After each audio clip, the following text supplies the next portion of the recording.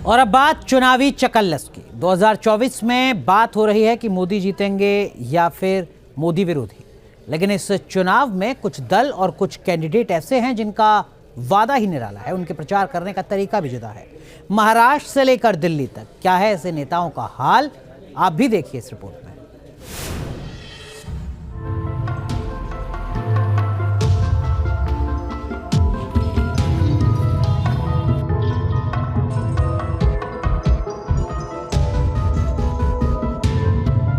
ये महाराष्ट्र के चंद्रपुर की वनिता राउत हैं, जो 2024 में लोकसभा का चुनाव निर्दलीय लड़ रही हैं। इनका नारा है, जब आऊंगी शासन में, दारू मिलेगा राशन में।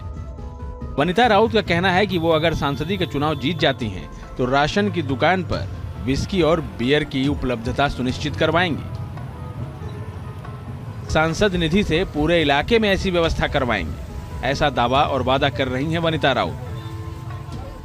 असं एकंदरीत मला म्हणायचं आहे। आणि जरी का मी चंद्रपूर क्षेत्रातून खासदार जर झाली आणि जर चंद्रपूर क्षेत्राच्या लोकांनी मला खासदार केलं, तर मी माझ्या खासदार निधीतून मी त्या माझ्या अंत्योदय गोरगरीब लोकांना बिस्की बियर आनंदाच्या शिधा बरोबर देणार। महाराष्ट्र ही नहीं बल्कि दिल्ली में भी जनहित लोकदल नाम की पार्टी ने वादों की झड़ी लगा रखी है।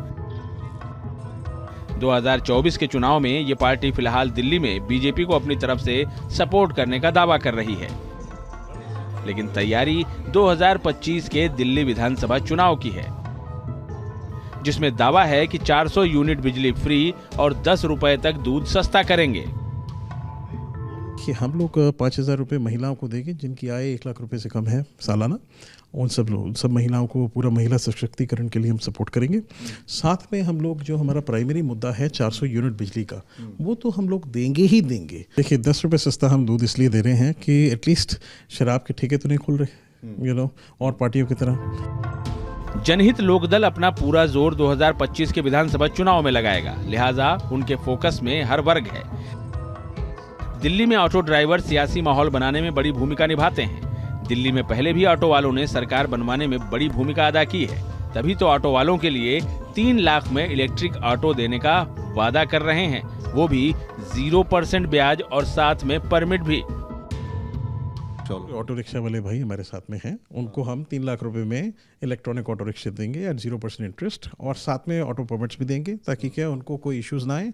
जितने भी ज़्यादा लोग रोजगार के लिए काम करना चाहें कर सकेंगे। एंड देखिए 10 लाख रुपए का आज ऑटो मिलता है, इतना भ्रष्टाचार हुआ हुआ है दिल्ली के अंदर। तो ये बताइए कि किराएदारों के लिए क्या होगा? किराएदारों के लिए हमने एक 0% दिल्ली के किराएदारों के लिए 0% होम लोन की फैसिलिटी हम देंगे दिल्ली स्टेट कोऑपरेटिव बैंक के माध्यम से।